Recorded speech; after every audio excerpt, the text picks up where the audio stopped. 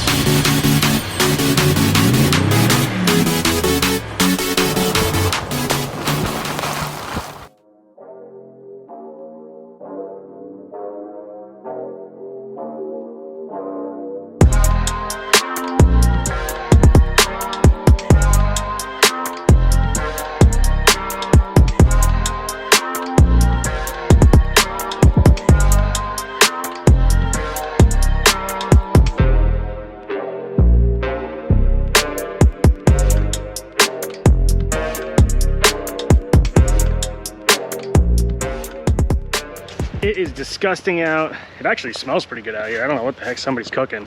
Might be a restaurant or something. But yeah, giving you an update here on the truck. I'm here for you guys. Look how messy and disgusting it is.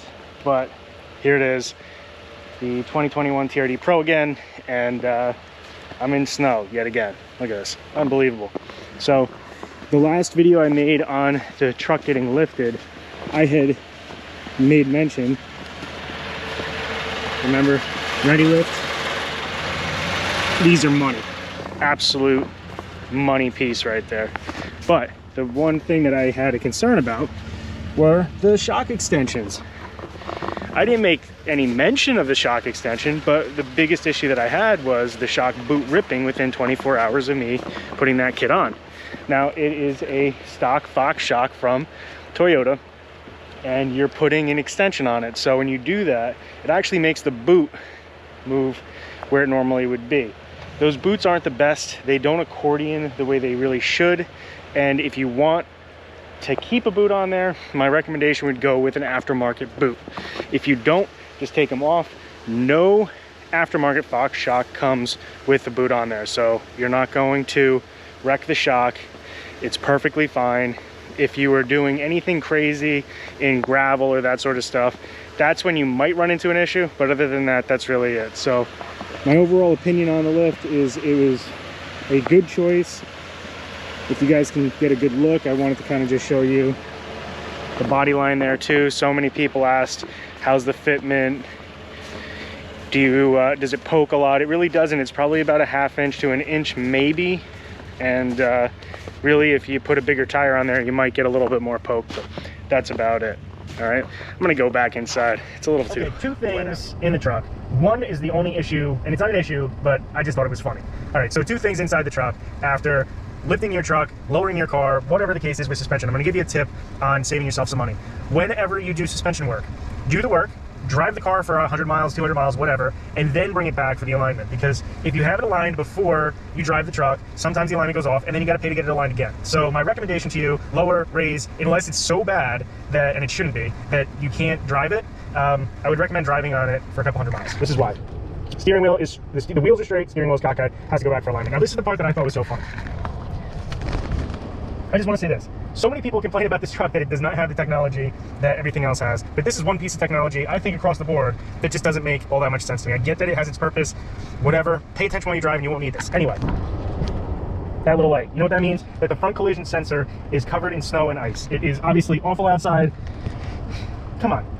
So in weather like this, the front collision sensor doesn't work because it's covered in snow and ice. So why do you need all that technology again? Pay attention while you drive. You should be fine without stuff like that.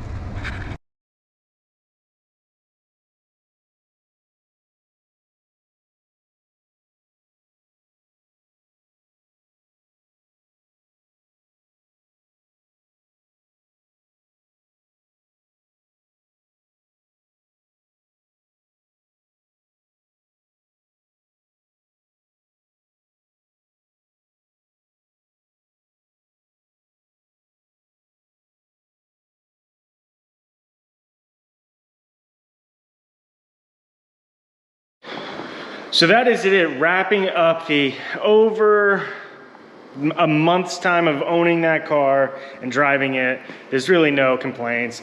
And my biggest recommendation to you, if you are thinking about a 2021 or previous year TRD Pro, go and do it. I know so many people have asked, is it gonna be, you know, is it worth it? I'm on the fence. You know, I'm thinking about just waiting it out for the new one. If you if you have any concerns about that, just do it. I mean, if you have the means financially to do it, you're not gonna lose, because if you're looking at the pre-owned market right now, the pre-owned market's absolutely crazy. They're going for more than what the new ones are going for, but the market's gonna equal out at some point and you'll be fine. So if you decide you wanted to get a 2022, you're not gonna lose. I'm not gonna promise you that, but it's not gonna be a horrible situation. It seems like these TRD Pros really hold their value. So that's pretty much it. I love the truck. It's absolutely been great. The boot issue obviously wasn't a big issue whatsoever. I had that taken care of, and if my recommendation is, like I said, get it replaced with an aftermarket one, or maybe a Bilstein one, even though it's a Fox shock, or possibly go with just taking it off, because unlike Bilstein, Fox doesn't put those on there. And from my research, it shows, especially in certain regions, that those boots actually just hold in moisture and can cause more issues than good in most cases. So make sure they're clean, wash your truck regularly, clean out the suspension areas, and that's pretty much it. So that's my good word on the Lift. As far as the truck, just in general, being an awesome truck, does everything well. It doesn't have all the techie stuff, and I kind of like that. Just proves a point that even the techie stuff doesn't necessarily do anything, but sometimes not even work. So that's that. On another note, I did order a couple of things for the truck, and I kind of want your guys' opinion on it.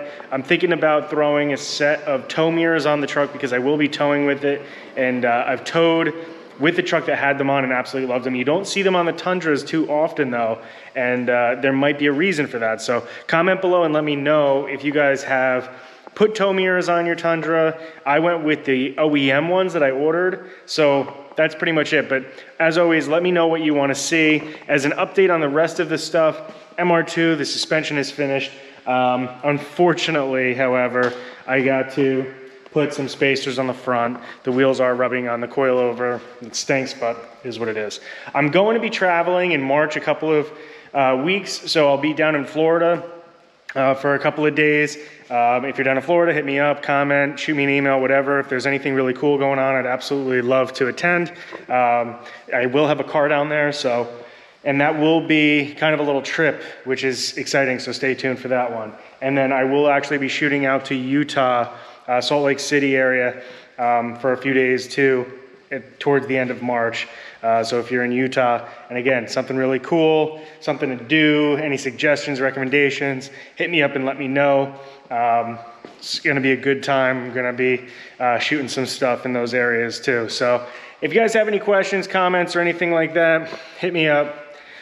Smash that like button, subscribe. The channel has been growing. I'm absolutely stoked and excited. Thank you guys so much again. And I'll be shooting another video here soon. So thank you, and I'll talk to you soon.